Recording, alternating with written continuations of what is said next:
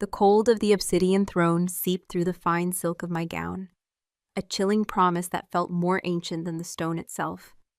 It was a cold that had nothing to do with the drafts in the great hall, and everything to do with the memory of the women who had sat here before me. A long, silent line of ghosts. The crown, a delicate web of silver and shadow crystals, felt impossibly heavy, its weight a physical manifestation of the court's judgment. From the corner of my eye, I saw the moonlight bleed through the high, arched windows, painting the stone floor in hues of sapphire and bone. The air was thick with the scent of old secrets, burning wakey and the hushed, venomous whispers that followed me like a shroud. They thought I couldn't hear them, but an Omega's senses are honed to the subtlest shifts in the pack. And this was a pack that smelled of disbelief and morbid anticipation. Fragile, unworthy, a lamb dressed for the slaughter, my heart hammered against my ribs, a frantic drumbeat against the deep, resonant silence of the king beside me. His very presence was a storm held in check, a low growl thrumming just beneath his skin that only I could feel. He had not moved, had not spoken, but the tension coiling in his powerful frame was a warning to the vipers in his court. The crown seemed to tighten, its silver points digging into my temples, and a wave of dizziness washed over me. It felt less like a crown, and more like the first turn of a key in a lock, sealing my fate. Lord Valerius. Varric's voice was the sound of rocks grinding together, low and final. It cut through the hall's oppressive quiet, and every courtier, every guard, every shadow seemed to flinch. You have an issue to bring before the throne? An old wolf stepped forward, his silver hair braided with the sigils of his ancient house. Valerius was the head of the Elder Council, a man whose face was a roadmap of past sorrows and rigid traditions. His eyes, pale and cloudy, did not look at his king. They fixed on me, and in their depths I saw not malice, but a weary, profound pity. It was worse than hatred. Hatred I could understand. Pity made me feel like I was already dead. Alpha King, he began, his voice raspy with age. The court rejoices in your choice. The traditions must be honored. His gaze swept over me, a clinical assessment. We merely wish to offer the new Luna the traditional blessing of fortitude, a ceremony to prepare her for the duties ahead. A ripple of cruel satisfaction moved through the assembled lords and ladies. The blessing of fortitude. I had read about it in the royal archives, my fingers trembling as I traced the faded ink. It was a ritual performed for every new Luna, a ritual that had failed every single time. It involved anointing the queen with oils made from moon petal flowers, herbs meant to strengthen the spirit, and bind her life force to the packs. But the archives told a different story. The Lunas who received it withered faster, their light dimmed, their laughter faded, and the shadows under their eyes grew darker with each passing day. It was not a blessing, it was the first step of the curse. Varric's hand, which had been resting on the arm of his throne, clenched into a fist. The sound of leather straining and knuckles cracking was unnervingly loud in the stillness. The scent of pine and frozen earth, his unique, intoxicating scent, sharpened in the air, laced with the metallic tang of rage. His wolf was close to the surface, a primal beast straining against the cage of his kingly composure. There will be no traditional blessings, Varric stated, his voice dropping to a near subsonic growl that vibrated through my bones. He turned his head, and for the first time since the proceedings began, his molten gold eyes met mine. The inferno in them was terrifying, but it was a fire directed outward, a shield of fury meant to protect me. In their depths, I saw the raw, possessive howl I'd heard that first day. Mine. My mate, he continued, his gaze still locked on me, but his words a clear dismissal to the court, needs no blessings from those who would see her fail. Her fortitude is not in question. He was defending me, yet his words hammered another nail into my coffin of isolation. My mate, he claimed me so fiercely, so completely, that he stripped away any chance I had of forging my own alliances, I was not Riara Solven. I was a possession of the king, a fragile thing to be guarded until the inevitable end. The court saw it. They saw a king blinded by the mate bond, desperately clinging to a woman already claimed by death. Valerius bowed his head, a gesture of submission that held no true respect. "As you command, my king." He retreated back into the crowd of silks and furs, his duty done. The seed of doubt was planted once more, the court reminded of my perceived weakness. Varric declared the court dismissed. The nobles shuffled out, their whispers now a rustling tide of sound that lapped at the edges of the dais. I stayed seated, my muscles frozen, my breath caught in my throat. I could feel the weight of their collective gaze, a physical pressure on my back. They were watching, waiting for the first sign of my demise. The great hall emptied until only the echoes and the moonlight remained. I was alone with the Alpha King, the silence between us more daunting than the noise of the court. I dared to look at him. Varric Althros was a king carved from the heart of a mountain, all hard plains and unyielding strength. A jagged scar cut through his left eyebrow, a testament to a life of battles I couldn't imagine. But now, in the quiet, the iron mask of the ruler had slipped. I saw the turmoil in his eyes, the deep-seated frustration of a predator unable to tear apart the threats circling his mate.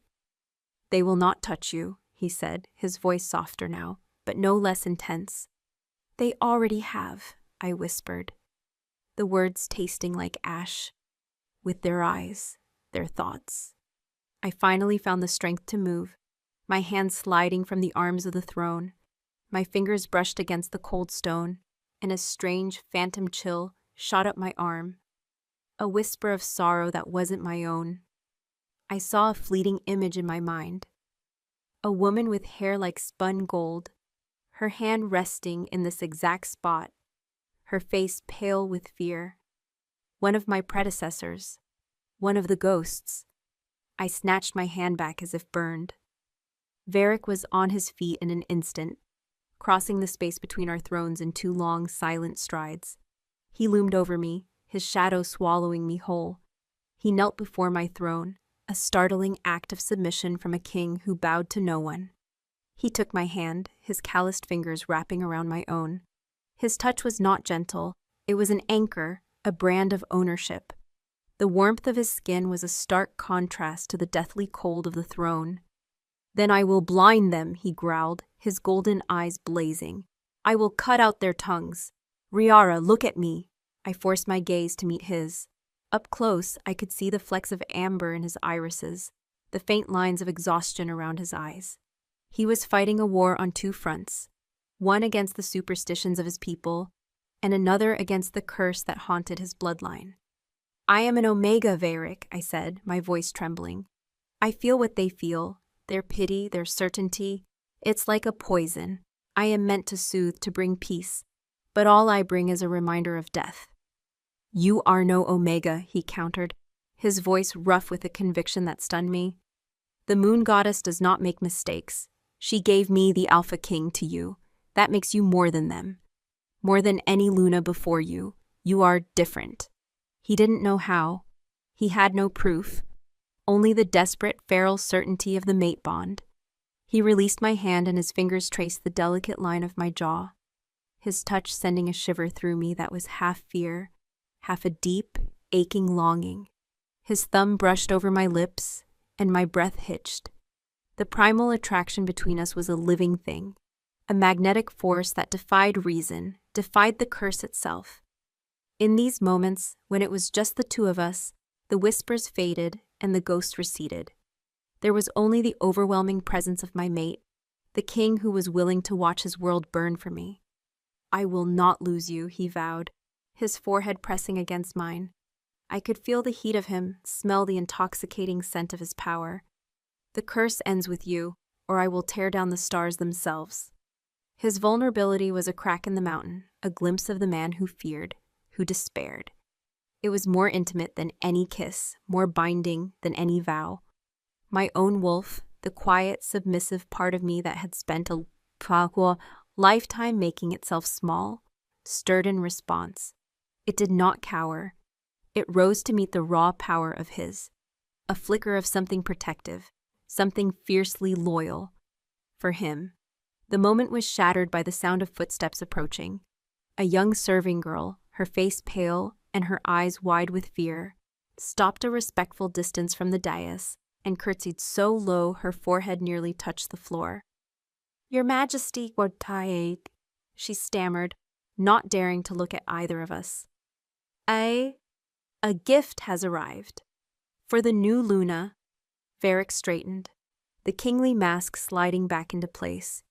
His anger was a palpable force in the room again. "From whom?" "There was no name, my king. It was simply left with the evening guard, for Her Majesty." A cold dread trickled down my spine. An anonymous gift. In a court like this, that was not a gesture of kindness. It was a threat. Varric gave a sharp nod, and the girl scurried away, returning moments later with a footman who carried a small, ornate box carved from dark wood and inlaid with silver. He placed it on a nearby table and retreated as if the box itself were venomous. Varric moved to it first, his body a shield between me and the potential danger. He examined it, his nostrils flaring as he scented the air around it. "No poison I can detect," he murmured, his hand resting on the lid. "But it smells of malice." He looked at me, a silent question in his eyes. I stood and walked towards him, my legs unsteady. I would not hide behind him. If this was to be my life, I had to face its horrors head-on. "Open it," I said, my voice stronger than I expected. His jaw tightened, but he obeyed. He lifted the lid. The box was lined with rich black velvet. Resting in the center was a single perfect blossom. It was a midnight-hued flower with petals like dark silk, its center a deep, royal purple. I knew it instantly from the history books, from the morbid illustrations in the scrolls detailing the funerary rites of the fallen queens. It was a nightshade, the flower of death, the very same bloom they wove into the burial wreaths of every Luna who had warmed this throne before being sent to a cold grave. A gasp escaped my lips. This was not just a threat. It was a promise, a countdown. Someone in this castle, someone close, was not just waiting for the curse to take me. They were celebrating it. A low guttural snarl tore from Varric's chest. It was not a human sound. It was the unrestrained rage of the beast within, a sound of pure murderous fury that made the very air vibrate. I looked at his face, and his eyes were no longer molten gold. They were glowing, luminous pools of animalistic fire, his pupils slit into predatory lines. The Alpha King was gone, and in his place was the wolf, teeth bared and ready to kill. "Whoever sent this," he snarled, his voice a horrifying duet of man and beast, "will beg for a death as slow as the one they wish upon you." He slammed the lid of the box shut, the sound cracking like a whip in the cavernous hall. His blazing eyes found mine, and the fury in them was suddenly tempered by a raw, savage protectiveness that stole my breath. He reached out not for the box, but for me. His hand cupped the back of my neck, his fingers tangling in my hair as he pulled me closer. "You are mine, Riara," he breathed, the words a promise and a prayer against the suffocating darkness. "And I do not share what is mine with death." His snarl was a physical thing, a wave of violent energy that slammed into me and made the torches on the wall flicker and dance. Varric's control was gone. With a roar that was pure beast, he hurled the wooden box against the far wall. It exploded in a shower of splinters and black velvet, the single perfect nightshade blossom skittering across the stone floor to rest in the moonlight, a spot of defiant darkness against the pale stone. The sound echoed in the cavernous hall, a testament to his unraveling sanity. His broad shoulders heaved, his knuckles white where he clenched his fists at his sides. The scent of his rage, ozone, pine, and something dangerously wild, was so thick I could taste it on my tongue. The guards at the hall's entrance flinched, their hands tightening on their spears, their own wolves whining in submission to their alpha's fury. They were afraid of him, and in that moment, so was I. But beneath my fear, a different instinct stirred, It was the omega in me, the part that craves balance and recoils from such unchecked aggression. It was a foolish, suicidal urge, but I couldn't stop myself. I took a hesitant step toward him. Varric. His head snapped in my direction, his glowing eyes pinning me in place. For a terrifying second, I wasn't sure if he saw me, Riara, or just another threat in his territory. His chest was still rumbling with a low, continuous growl. Ignoring every instinct for self-preservation, I closed the distance between us and placed my hand gently on his arm. His muscles were like steel cables, coiled and vibrating with power. He flinched at my touch as if I had burned him, his growl catching in his throat. "Breathe," I whispered, my voice barely audible. I kept my touch light, my scent deliberately calm and non-threatening. It was the only weapon I had. I didn't try to restrain him, I simply offered an anchor. "Breathe with me, my king." He stared down at my hand on his arm, then back to my face. The predatory slits of his pupils widened, the luminous gold slowly bleeding back into the familiar molten shade of his human eyes. The savage tension in his body eased by a fraction. He took a deep, shuddering breath, the air whistling between his clenched teeth. The overwhelming scent of his rage began to recede, replaced by the familiar, grounding scent of pine and winter. "I will kill them all," he rasped, his voice raw. "I will burn this court to the ground until I find the one who did this." "And rule over an empty castle in a field of ash?" I asked softly. "A king cannot rule without his people, even the ones who are vipers." His jaw worked, the muscle twitching in his cheek. He didn't have an answer. He pulled away from my touch, not cruelly, but as if he were afraid his rage might contaminate me. He paced before the thrones, a caged predator, before stopping and raking a hand through his dark hair. "You are right," he conceded, the words sounding like they were torn from him. "Vengeance must have a target. It cannot be a wildfire." He turned and bellowed a name that cracked through the silence. "Kael!" The captain of the royal guard, a mountain of a man with scars that mapped 100 battles, entered the hall at a near run. He took in the scene, the shattered box, the lone flower. His kings barely contained fury, and his grim face tightened. He knelt on one knee. "Alpha King." "Find who sent this," Varric commanded, his voice devoid of all warmth. "Interrogate every guard on duty tonight. Search every corridor, every servant's quarter. I want the name of the coward who hides behind anonymous threats." "It will be done, Your Majesty," Kael said, rising. His gaze flickered to me for a heartbeat, a flicker of professional concern mixed with that same weary pity I'd seen in Valerius's eyes. He knew, as they all did, that this was only the beginning. He bowed and strode from the hall, his purpose clear. The silence that descended was heavy and suffocating. I couldn't bear to stay in this room, with the ghosts of past queens and the tangible evidence of future threats. My gaze fell on the nightshade, still lying on the floor. It was beautiful in a deadly, seductive way, a perfect symbol for this beautiful, deadly life I had been forced into. Varric followed my gaze.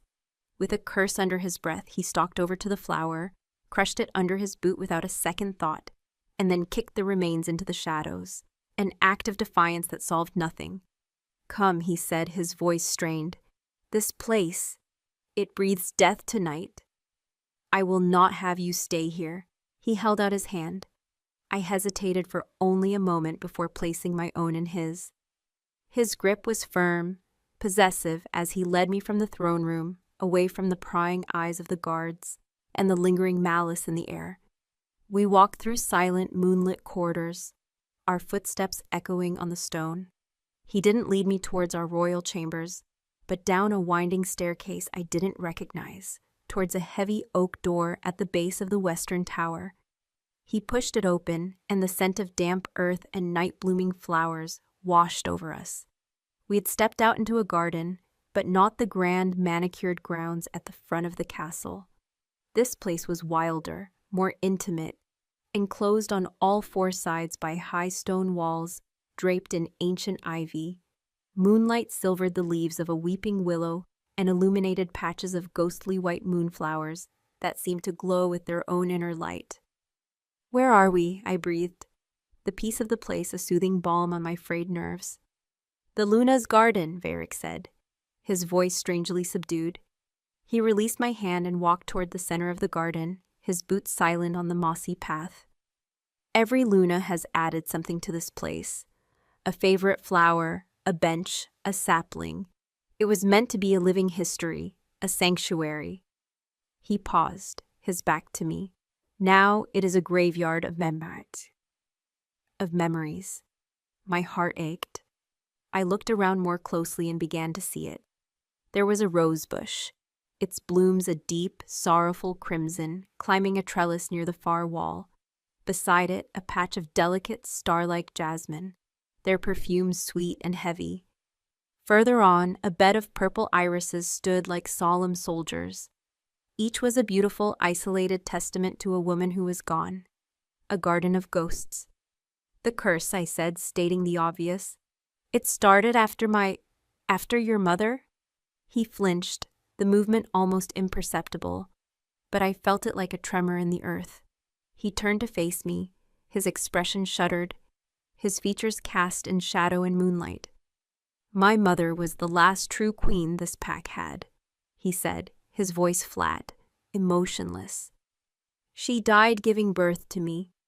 The Elder Council, in their wisdom, declared that the throne could not be without a Luna. My father was broken.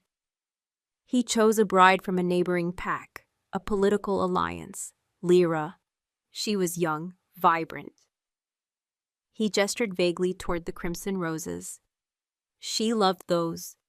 A year to the day after their bonding ceremony, she was found in her bed. A wisp of what she once was. The healers called it a wasting sickness. The pack called it a curse." He began to walk again, and I fell into step beside him. "After her came 5 others," he continued, his voice a low, grim litany.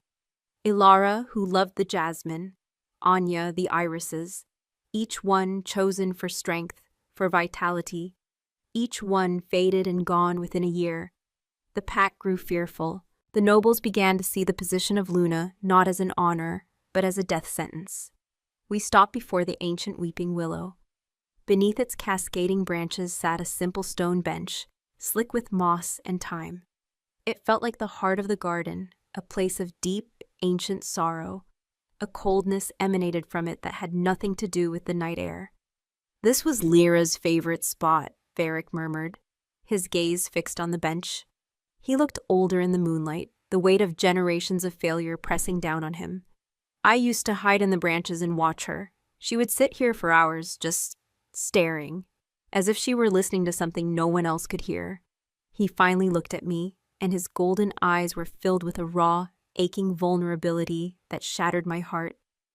"I will not let you become another flower in this garden, Riara."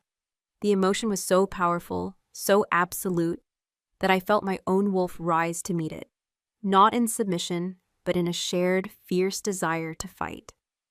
I reached out and placed my hand on the cold, mossy stone of the bench. A jolt, sharp and icy, shot up my arm. It was stronger than the phantom touch I'd felt on the throne, more focused. A wave of profound despair washed over me, so potent it almost brought me to my knees. It was not my despair. It was the echo of another's, a woman's terror and resignation, left here like a stain on the stone. He doesn't see. He can't see. It's not the crown. The whisper was in my head, faint as a dying breath, but as clear as Varric's voice. My breath hitched, and I snatched my hand back. I stared at the stone, my heart pounding. There was something there, hidden by the thick green moss. Driven by an instinct I didn't understand, I knelt down and used my fingers to scrape away the damp vegetation. Varric watched me, a silent question in his eyes. Underneath the moss, the stone wasn't smooth. It was carved, not with words, but with a symbol, etched deep into the surface by a desperate hand. It was a spiral, coiling inward, but at its center was not a simple point. It was a single stylized drop. A drop of blood. As my fingertips traced the shape of the blood drop, the whisper came again, stronger this time, colder. A chorus of voices, layered one over the other, the ghosts of this garden speaking at once, not the crown, the blood. I gasped, pulling my hand away as if the stone were white hot. The implications crashed down on me. They all thought the curse was on the throne, on the crown, an external force that attached itself to the Luna. But what if it wasn't? What if it was something inside, something that was activated by the bond, by the position, something carried in the bloodline? Riara? Varric was beside me in an instant, his hands on my shoulders, forcing me to look at him. His face was a mask of alarm. What is it? Your scent. It's filled with terror. What did you feel? I looked from the hidden symbol back to his worried, searching eyes. How could I explain it? The voices, the feelings, the sudden horrifying certainty that we had all been looking in the wrong place. I opened my mouth, but only one word came out, a choked whisper that held all the weight of my discovery. Blood. Varric's voice was a low growl, his hands tightening on my shoulders. His mind, the mind of a warrior king, went immediately to the most tangible threat. Are you wounded? Did someone attack you in the garden?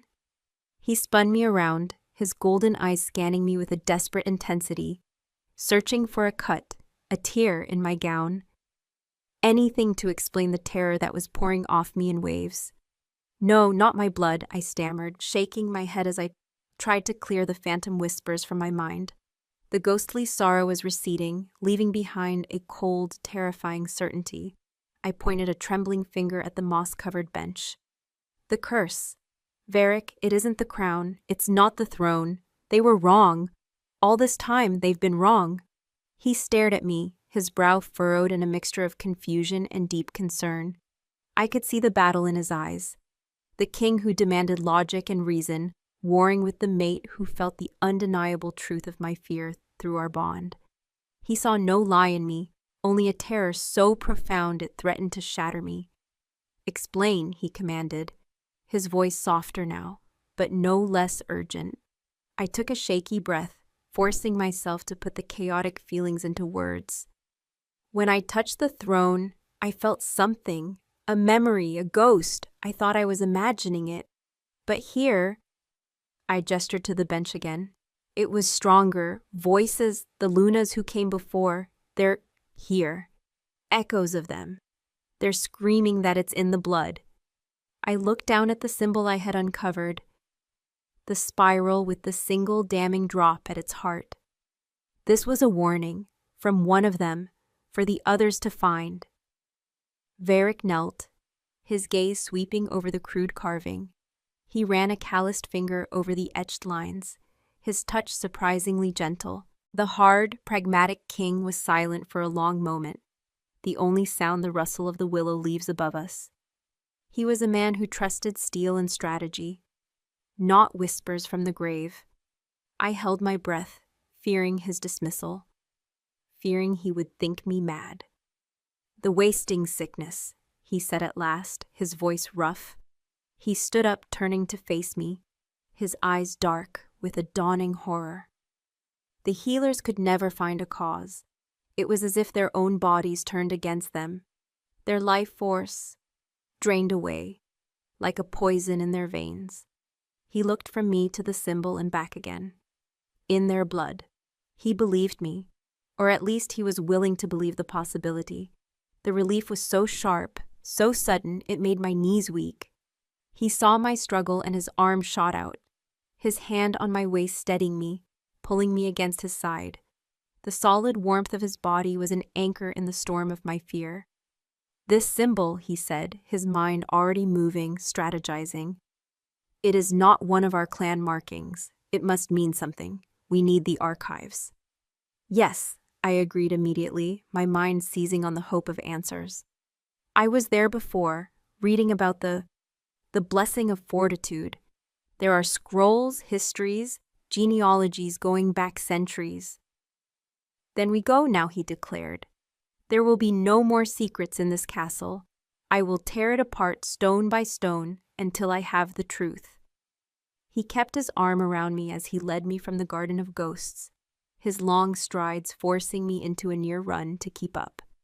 We moved through the silent corridors, a king and his terrified queen, on a midnight hunt for salvation. The torchlight threw our shadows long and distorted against the stone walls, making them dance like specters at our heels. As we rounded a corner into the main artery of the castle, a figure emerged from the shadows of a tapestry depicting one of Varric's ancestors slaying a great beast. It was a woman, tall and regal, her hair the color of spun gold, braided with silver threads that matched the embroidery on her deep emerald gown. Her face was one of sculpted, cold beauty, and her eyes, the color of a winter sky, held a sharp, calculating intelligence. I recognized her instantly, Lady Seraphina of House Volkov, daughter of one of the most powerful lords on Varric's council. Her family's lands bordered the treacherous northern wastes, and they were known for their pride and their ferocity. I had felt her stare on me all evening in the throne room, a gaze that was not pitying, but filled with a sharp, contemptuous disdain. She curtsied, a slow, deliberate movement that was more a challenge than a sign of respect. "My king," she said, her voice like honey laced with frost. Her gaze slid from Varric to me, taking in his arm around my waist, my disheveled state. A faint, knowing smirk touched her lips. "And our Luna, I hope you are not unwell. You seemed distressed earlier." Varric's arm tightened around me, his posture becoming rigid, defensive. "Lady Seraphina," he said, his tone clipped and cold. "What are you doing skulking in the halls at this hour?" "I could not sleep," she replied smoothly, her eyes never leaving my face. "My heart aches for the burden you both carry. The weight of tradition is a heavy one, is it not?" Her words were a direct echo of Lord Valerius's, but where his held weary resignation, hers dripped with a venomous insinuation. She was reminding me of my place, of my fate. She looked at me as if I were already a corpse. "My mate's well-being is my concern, not yours," Varric growled, his patience gone. "Return to your chambers." Seraphina's smirk widened slightly. "Of course, Your Majesty."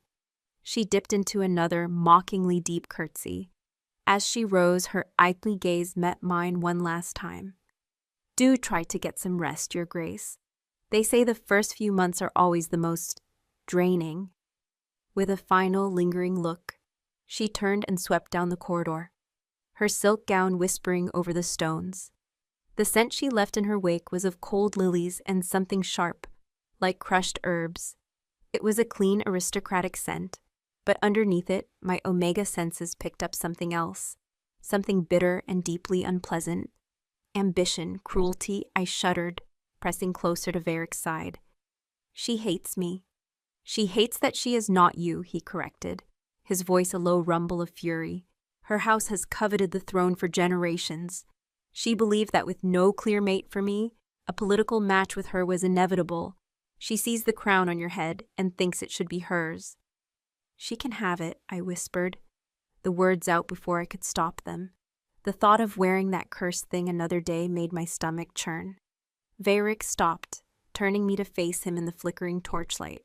He gripped my arms, his gaze fierce. "Never say that," he commanded, his voice shaking with a sudden, raw emotion. "It is not the crown. It is you I chose. Do you understand, Riara? You." My breath caught. In his eyes, I saw past the king, past the alpha, to the male who had found his other half. The mate bond was not a choice. It was a fact of our existence, as undeniable as the moon in the sky. But his words, the way he said them, made it feel like a choice he would make again and again, curse or no curse. My own wolf, so often silent and cowed, preened under the force of his conviction, a warmth spreading through my chest that had nothing to do with fear. "I understand," I whispered, and for the first time, I think I truly did. He nodded, the tension in his face easing slightly, and we continued on to the royal archives. The heavy wooden doors groaned open to reveal a vast circular room, lined from floor to ceiling with scrolls, books, and leather-bound tomes. The air was thick with the scent of aging parchment and beeswax. A single candelabra on a central table provided the only light, casting long dancing shadows that made the towering shelves look like ancient sleeping giants. Varric lit more candles, and the room slowly bloomed with a warm, golden light. "Where do we start?" he asked, surveying the thousands of volumes with a warrior's impatience. "The oldest records," I said, my mind racing. "Genealogies of the royal line, histories of the founding packs. If this curse is in the blood, its origins must be recorded somewhere." We worked in silence, a strange partnership born of desperation. He, the powerful king, moved heavy ladders and retrieved dusty, iron-bound books from the highest shelves with an ease that belied their weight. I, the quiet Omega, sat at the great oak table, my senses surprisingly sharp in the stillness, poring over brittle pages in faded ink, my fingers tracing the names of the dead. We found the names of the 5 lost Lunas, Lyra, Elara, Anya. Each was from a strong, noble bloodline from an allied pack. There was no connection between them, no common ancestor we could find. The records of Varric's mother, Queen Ilyana, were more detailed. She was of the Althros line, a distant cousin to his father, a match made to keep the royal blood pure. Her family tree was a complex tapestry of alpha lineage. My own family, the Solvans, were barely a footnote in the grand histories. A minor house, known for producing omegas of a gentle disposition, occasionally chosen as companions or advisors, but never for a role of power. There was nothing in my bloodline to suggest a key to a royal curse. Hours passed. The candles burned low, dripping wax onto the table. My eyes ached from straining to read the archaic script. Despair began to creep in, cold and sharp. What if the voices were just a figment of my terrified imagination? "It's no yo," I murmured, leaning back in the heavy chair, the scent of dust and failure filling my lungs. "There's nothing here."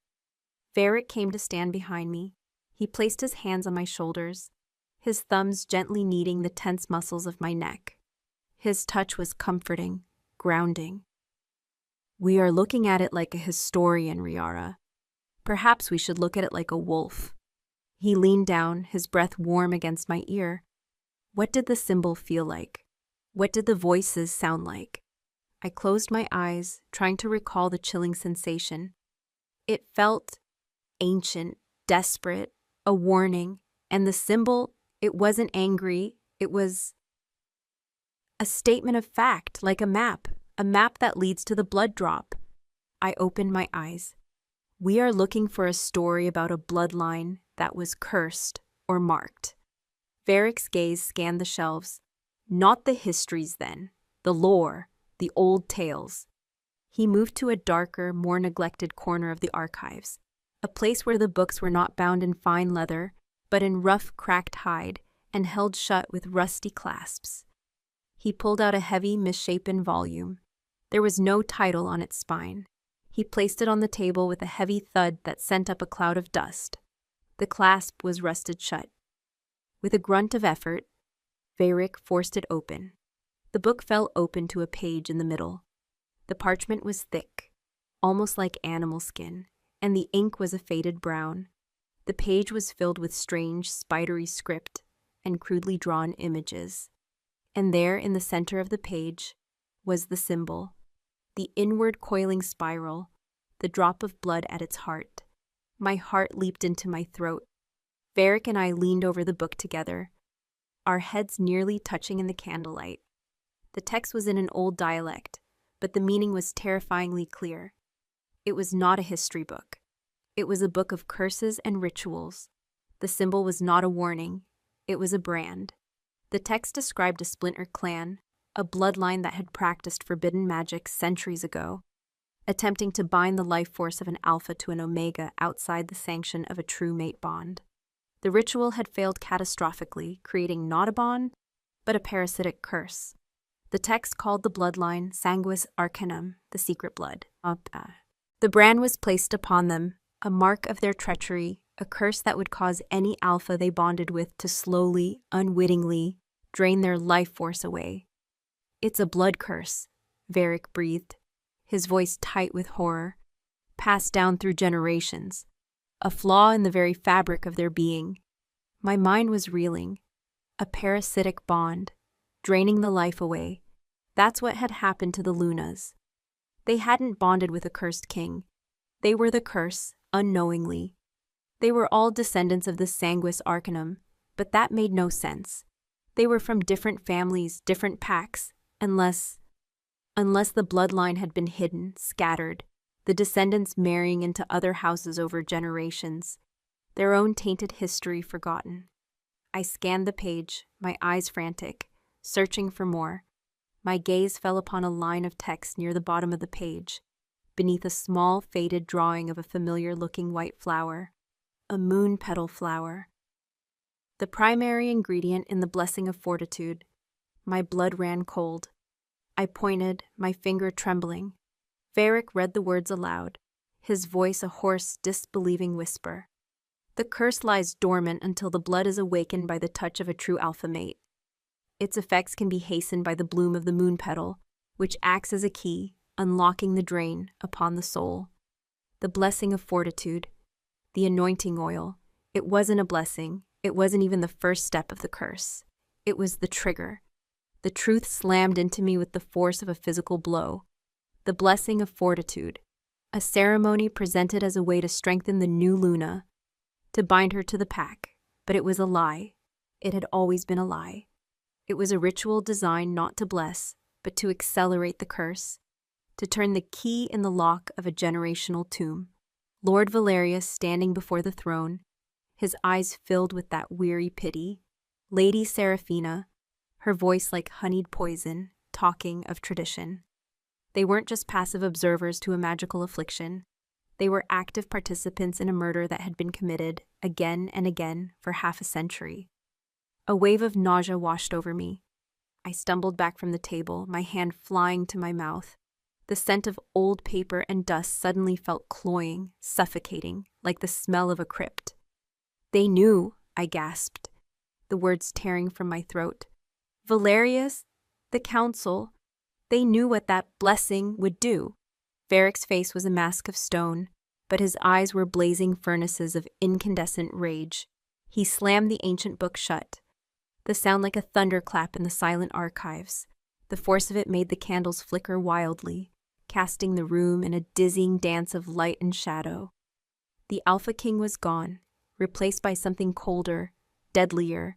He was an executioner weighing the heft of his axe. They didn't just know, he growled, his voice a low, terrifying vibration that seemed to come from the very depths of the earth. They've been enforcing it. Every Luna after my mother. My father was lost in his grief. He would have trusted his counsel implicitly. They told him it was tradition. They handed him the poison and called it medicine. The betrayal was staggering, a serpent coiling around the very foundations of his throne. His own elders, the men sworn to guide and protect the pack, had been systematically murdering his queens. But why? To what end? To destabilize his family's rule? To control the succession? They tried to do it to you tonight, Varric continued, his gaze locking onto mine. The fury in his eyes was still there, but it was now overlaid with a raw, primal fear that mirrored my own. If I hadn't refused, if I had let them perform that ceremony, he didn't need to finish the sentence. The countdown would have begun. The quiet, insidious drain on my life force amplified and accelerated. The nightshade on my pillow was not just a threat. It was a promise of what would have been set in motion. My legs gave out. I sank into the heavy oak chair, my head in my hands, trying to process the enormity of it. Every Luna before me, not victims of a faceless curse, but sacrifices in a political conspiracy. They were chosen, brought to the castle, and then deliberately poisoned by the very traditions meant to uphold them. Chosen. My head snapped up. Why were they chosen? I asked, my voice thin. The book said the curse was in the blood, the Sanguis Arcanum, Lyra, Ilara. They were from different packs, different families. How could the council know they carried this bloodline? Varric paced before the table, his mind working furiously, connecting the pieces of a puzzle 50 years in the making. There must be a record, a lineage, a way to track the descendants. The council wouldn't leave it to chance. They needed to be sure their chosen bride would perform as expected. He stopped, his eyes scanning the towering shelves. Something hidden, not in the public histories, but in their private records. He strode to a section of the archives dedicated to the proceedings of the Elder Council. The books here were uniform, bound in dark gray leather, marked only with the year. He pulled one from the shelf, then another, his powerful hands flipping through the pages with a speed I could barely follow. He was looking for something specific, a telltale sign. While he searched, my mind was racing, tumbling over one horrifying fact. "Varric," I whispered. He paused, looking over his shoulder at me. "The book said the curse is triggered by the touch of a true alpha mate. That's you, but it also said it's carried in the Sanguis Arcanum bloodline." I swallowed hard, the next words tasting like ash. That means I have it. I am one of them." It wasn't a question. It was a horrifying statement of fact. Why else would I have been chosen?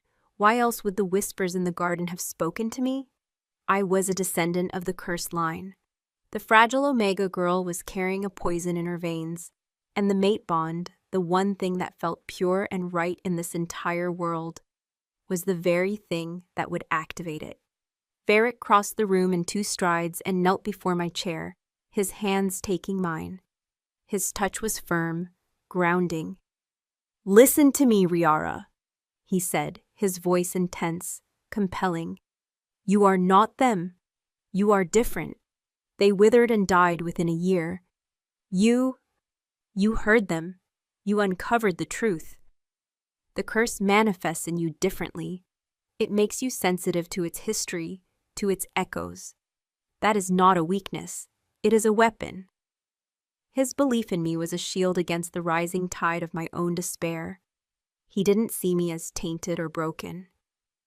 He saw me as the answer. "Found it," he breathed, his eyes suddenly sharp, his attention drawn to a page in the book he still held. He hadn't found a lineage, but something else, a list. It was a record of tributes and tithes from the various noble houses dating back a century. Next to certain names, there were small, almost unnoticeable marks in the margins, drawn in a slightly different ink. One of the marks was a tiny, coiled spiral. His finger traced the line. "House Volkov, Limantua, Volkov," he read, his voice tight. "Lady Seraphina's family." They had been paying a tribute of moon petal blossoms to the royal stores for the last 70 years. A quiet, steady supply of the curse's catalyst, disguised as a traditional offering. And then he found another entry. "My family. House Solven." His voice was barely a whisper. Next to my family's name was not a spiral, but a single damningly familiar symbol. A drop. The blood drop from the center of the spiral. The brand of the Sanguis Arcanum. "They've been tracking us," I said, the realization dawning cold and clear. "The council, the spirals mark the families who are in on the conspiracy, the ones supplying the poison, the blood drops. They mark the families who carry the curse. My family." My entire life had been a lie. I was not just a girl from a minor Omega house. I was the descendant of a cursed bloodline. My family's status kept low, kept unassuming until one of their daughters was needed for a sacrifice. I was bred for this. Bred to be a king's bride and bred to die. A deep animalistic rage, colder and sharper than any I had felt before, began to smolder in my chest. It was my own, not a reflection of Varric's. It was the anger of a woman who had just realized her entire existence was a carefully orchestrated tragedy. My quiet Omega wolf stirred, not in fear, but in a sudden, shocking surge of defiance. "No!" The word was a silent snarl in my soul. "I will not die for their secrets." Varric saw the change in me. He saw the shift in my scent from terror to a cold, hard fury. A slow, dangerous smile touched his lips, a smile of terrible satisfaction.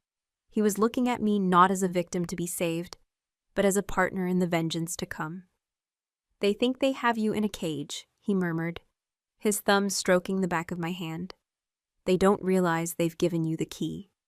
He stood, pulling me to my feet. The warrior king was back, his plan already forming behind his eyes. "We cannot strike at the whole council, not yet. They are too entrenched. We need to cut the head off the serpent. Valerius is the tradition, the face of the conspiracy. But Serafina, her family supplies the catalyst. She has the ambition. She is the venom." "What are you going to do?" I asked, my voice steady now, infused with a strange, icy calm. "The moon is full tonight," he said, his golden eyes gleaming in the candlelight. "The pack will be gathered at the sacred circle for the monthly rites. It is a time of truth, a time when the beast is closest to the surface and lies are harder to hold. We are going to give them a ceremony they will not forget." He tilted his head, a predator considering its prey. "And you, my Luna, will be the one to expose them." Fear warred with a fierce, exhilarating sense of purpose. Me? Expose the most powerful nobles in the kingdom? But looking at Varric, at the absolute trust in his eyes, I knew he was right. I was the living proof of their crimes. My survival was a testament to their failure. "How?" "Lady Serafina sent you a gift tonight," he said, his smile turning feral. "It's only fitting that you return the favor." He led me from the archives, our purpose now clear, our wills united in a singular, deadly goal. We didn't go back to the royal chambers. Instead, he took me to the castle armory, a place that smelled of whetstones, steel, and old leather. He ignored the racks of swords and axes and went to a series of locked chests against the far wall. He produced a key from around his neck and opened one. Inside, nestled on a bed of faded velvet, were items I had only read about. Ritual artifacts, an obsidian dagger with a handle carved like a wolf's head, a silver chalice etched with runes, and a small leather pouch. Varric opened it and poured the contents into his palm. It was a collection of animal teeth and claws, each one polished smooth with age. "The fangs of truth," he explained, picking up a long, curved canine tooth from the pile. In the old rites, when a wolf's guilt was in question, they would be marked with one of these. The magic of the pack, concentrated in these relics, reacts to a lie. It burns the flesh of the guilty. He held the tooth out to me. "Serafina will deny everything. Her pride will not allow her to confess. But the fangs do not lie. At the height of the ceremony, under the light of the full moon, you will confront her. You will accuse her, and you will mark her with this." I looked from the sharp point of the tooth to his implacable face. This was a dangerous game. If I was wrong, if the magic was just a story, I would be exposed as a hysterical, foolish Omega, and Serafina and her allies would have all the reason they needed to dispose of me. But if I was right, I would be signing her death warrant in front of the entire pack. I took the tooth from his hand. It was cool and smooth against my skin, but a faint primal energy seemed to hum within it. This was my weapon. Not a sword or a dagger, but a piece of old magic. A sliver of forgotten truth. "I'll do it," I said, my voice resonating with a strength I didn't know I possessed. My fear was still there, a cold knot in the pit of my stomach, but overlaying it now was the icy fire of my rage. The ghosts of the Lunas were at my back, their whispers no longer of sorrow, but of a long overdue reckoning. Tonight, I was not just fighting for my own life, I was fighting for theirs.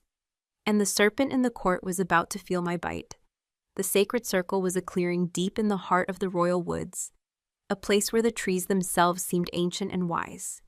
A ring of massive, rune-carved stones stood like silent sentinels, their surfaces bathed in the ethereal, silver light of the full moon. The air was electric, thrumming with the primal energy of the gathered pack. It smelled of damp earth, pine needles, and the heady, musky scent of hundreds of wolves, their inner beasts straining against the thin veneer of their human forms. Tonight, of all nights, the line between the two was blurred. I stood beside Varric on a raised dais at the head of the circle, overlooking the sea of faces. Every member of the pack was here, from the lowest-ranking servant to the most powerful lord. They were arranged in order of status, a clear and rigid hierarchy. The elder council, with Lord Valerius at their head, stood closest to us, their ceremonial robes marking their station. Across from them, near the front, was Lady Seraphina. She looked magnificent and terrible, a queen in all but name, her silver gold hair catching the moonlight like a halo, her emerald gown a slash of defiant color in the darkness. Her eyes met mine across the clearing, and they were filled with a cold, triumphant fire. She thought she had won. She believed I was walking to my doom, a fragile lamb to be pitied and then forgotten. My heart hammered against my ribs, a wild drumbeat of fear and adrenaline. The fang of truth was concealed in the palm of my hand, its smooth, sharp point pressing into my flesh, a secret promise of the violence to come. Varric's hand rested on the small of my back, a subtle, possessive touch that was both a comfort and a command. I am with you. The ceremony began. Lord Valerius stepped forward, his aged voice chanting the old words, invoking the spirit of the moon goddess and the strength of the pack. The wolves around the circle began a low humming chant, a resonant, wordless sound that vibrated in my bones and made the hairs on my arms stand up. It was a song of unity, of shared strength, and its hypocrisy was a bitter taste in my mouth. These people, chanting of loyalty and truth, were complicit in a century of murder. Varric let the ritual proceed, his face an unreadable mask of kingly authority. He played his part, waiting for the precise moment, letting the tension build, letting them all steep in the lies they had upheld for so long. The energy in the clearing swelled, the air growing thick and heavy as the moon climbed to its zenith directly overhead. The beasts within the pack grew restless, their human eyes beginning to glow with the faint internal light of their wolves. Finally, Valerius finished his invocation. "Let the Alpha King address his pack," he cried, his voice ringing with false piety. Varric stepped forward. A hush fell over the clearing, the humming chant dying away into a profound, expectant silence. Every eye was on him. His presence was overwhelming, a physical force of will that dominated the entire space.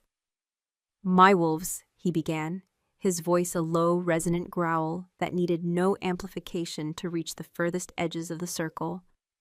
"For 50 years, this pack has lived under a shadow. We have called it a curse.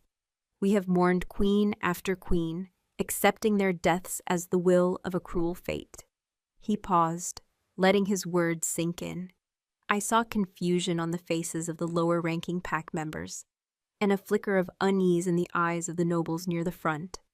Valerius's expression tightened. Seraphina's perfect composure remained, but her scent, that cold scent of lilies, sharpened with a note of something acrid, like alarm. "I stand before you tonight to say that we have been living a lie," Varric declared, his voice ringing with cold fury. "There is no curse upon the Luna's throne. There is only a poison of ambition, of deceit, and of murder.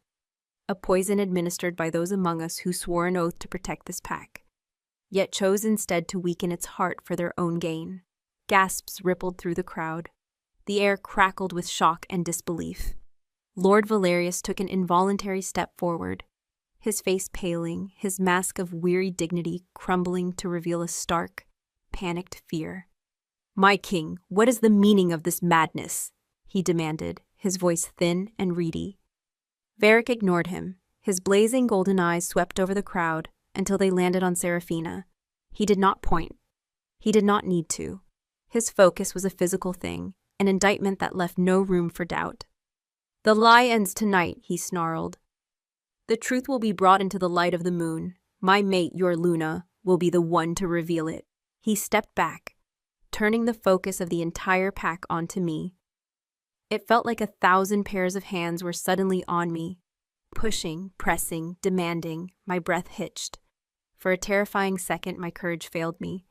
I was just Riara, the quiet Omega. How could I do this?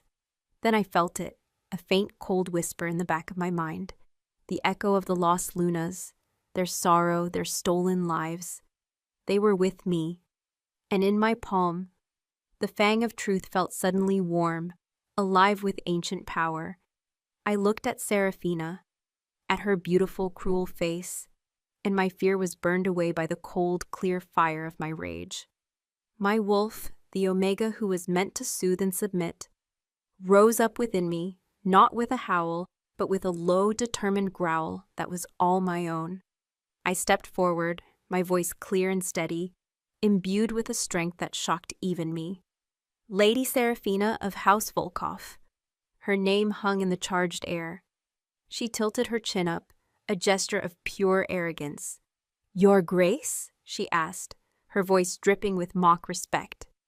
"On the night I was crowned, you sent me a gift," I said, my voice ringing with accusation. "A nightshade, the flower of death, a promise of the fate you and your co-conspirators had planned for me." A wave of murmurs swept through the pack. Seraphina laughed, a sound like chipping ice. "The new Luna is overwrought," she said, addressing the crowd, dismissing me. "Her position is a stressful one. Perhaps she is prone to delusion." "There is no delusion," I countered, taking a step down from the dais, moving towards her. The crowd parted before me like water. "There is only your family's treason. For 70 years, House Volkov has supplied the royal castle with moon petal blossoms, the key ingredient in an ancient ritual.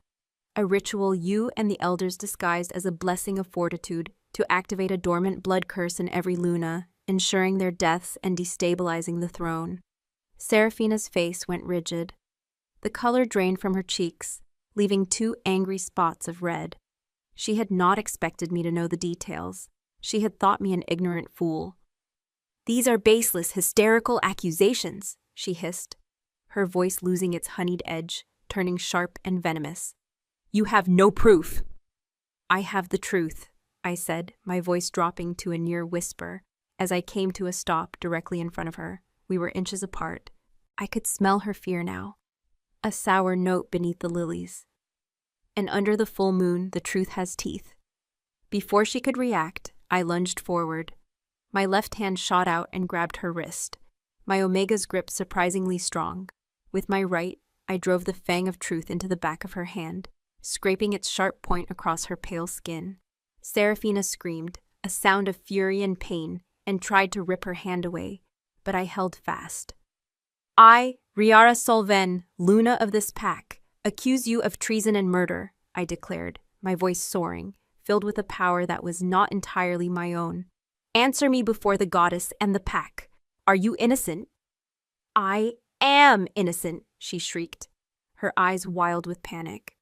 "This Omega is mad, seize her!" But no one moved. They were all transfixed, their eyes locked on the spot where the fang had marked her. At first there was nothing but a thin red scratch. Then as her lie echoed in the clearing, the scratch began to glow. A faint, sickly orange light pulsed from the wound, and smoke, thick and black and smelling of sulfur, began to curl from her skin.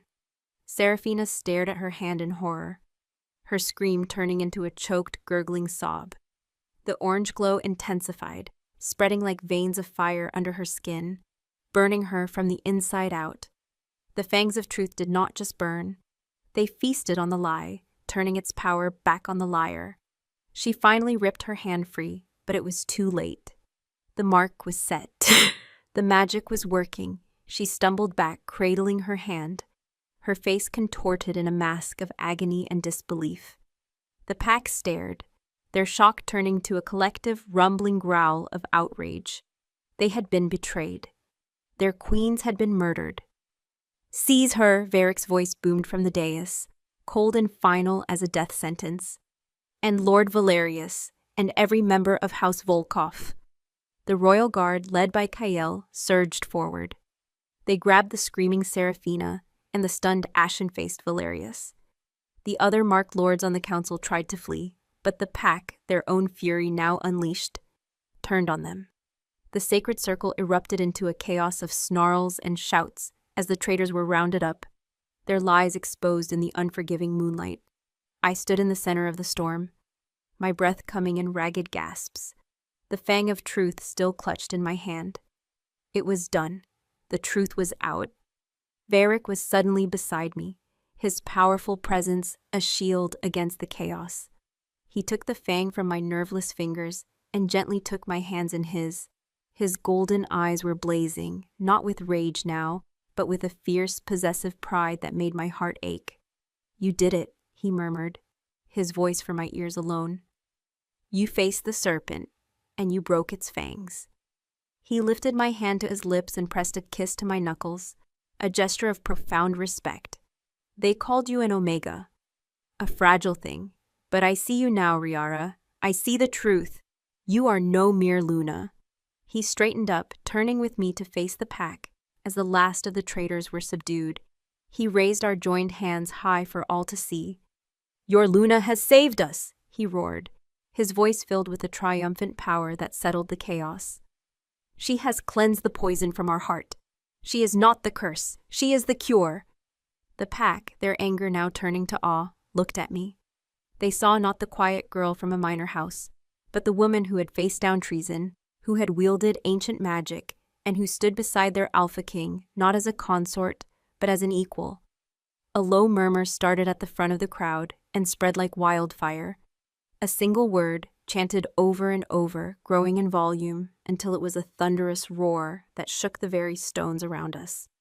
"Queen, queen, queen," my own blood curse, the sanguis arcanum, was still a death sentence waiting in my veins. The conspiracy was broken, but my own fate was still uncertain.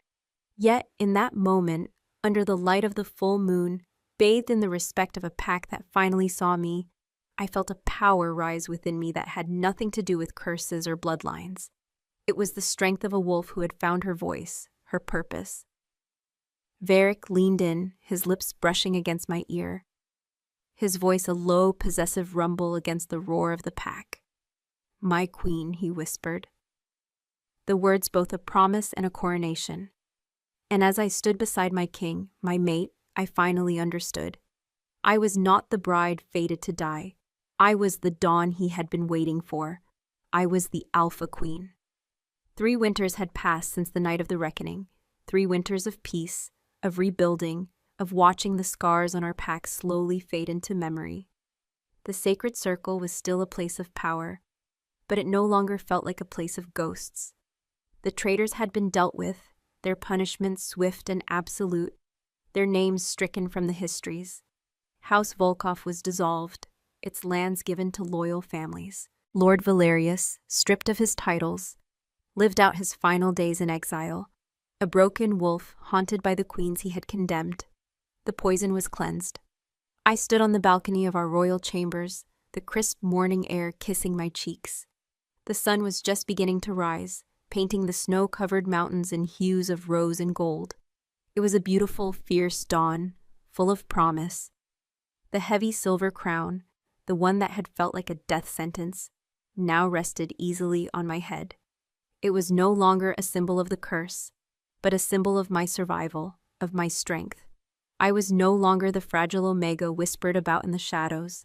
I was Riara Althros, the Alpha Queen, and the pack thrived under the joint rule of their king and queen.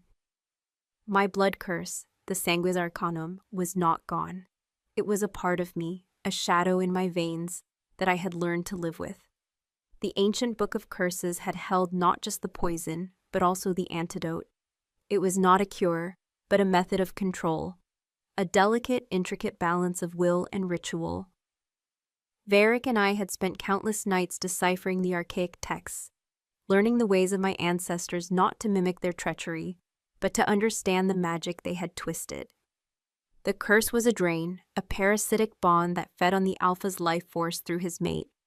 But we learned that the flow could be reversed. I could draw strength from him, yes, but I could also give it back. Our bond was not a one-way path to death. It was a circuit, a perfect, self-sustaining loop of power, if we were strong enough to control it. And we were. A strong arm wrapped around my waist, pulling me back against a hard, warm chest. The familiar, intoxicating scent of pine and winter filled my senses. A scent that meant home, safety, and a love so fierce it had defied a century of death. "Watching the sun rise without me, my queen?" Varric's voice was a low rumble against my ear, his breath warm on my neck. I leaned back into him, my head resting on his shoulder. "I was just thinking," I murmured, my hand coming up to rest on his, "about how much has changed." "Everything has changed," he agreed, his grip tightening. "You changed it." He turned me in his arms, his molten gold eyes searching my face. The scar above his eye was a familiar, beloved landmark. The fearsome Alpha King was still there, but the man I saw every day was also filled with a deep, abiding tenderness that was reserved only for me. "Are you happy, Riara?" It was a simple question, but it held the weight of all we had endured, the fear, the betrayals, the ghosts of the past. I looked into the eyes of the king who had been willing to tear down the stars for me, the mate who had trusted me when I was at my weakest, and I felt a profound, unshakable peace. "More than I ever thought possible," I whispered. His smile was slow, radiant, a sunrise all its own. He leaned in and kissed me, a kiss that was not filled with the desperate, possessive fire of our early days, but with the steady, confident warmth of a love that had been tested and proven true. It was the kiss of a partner, an equal, a forever. A small cry echoed from the chambers behind us, breaking the morning stillness. Varric pulled back, a low chuckle rumbling in his chest. "It seems the heir to the throne demands an audience," I laughed, my heart swelling with a love so immense I felt it might burst. "The heir is impatient. He gets that from his father." We walked back inside together, hand in hand. In the center of the vast room, in a cradle carved from the heartwood of an ancient oak, lay our son. He was barely 6 moons old, a tiny bundle of fierce life. He had my dark hair, but his eyes, wide and alert even at this young age, were the pure molten gold of his father. There was no shadow in his blood. The rituals we performed, the balance we maintained in our own bond, had ensured that the curse, the sanguis arcanum, ended with me. He was born free of it, the first in a new line. I lifted him from his cradle, his small body warm and solid in my arms. He gurgled, his tiny fist wrapping around my finger. I looked from my son's perfect face to my mate's, and I saw my entire world. The ghosts were finally silent. The garden outside our window was no longer a place of sorrow, but a place of life, filled with the flowers of queens who were now, finally, at peace. Their stories were no longer warnings, but lessons of resilience that we would one day teach our son. Varric came to stand beside us, his large hand gently stroking the baby's cheek. He looked at us, his family, the future of his kingdom, and the fierce Alpha King's eyes were soft with an emotion that needed no words. The sun had fully risen now, flooding the room with brilliant golden light. It was the dawn of a new day, the dawn of a new era. My journey had begun in humiliation and fear, under the shadow of a crown that had killed every woman who wore it. But the whispers had been wrong. I was not doomed to die. I was the one who was meant to live, and our story, the true story, was just beginning.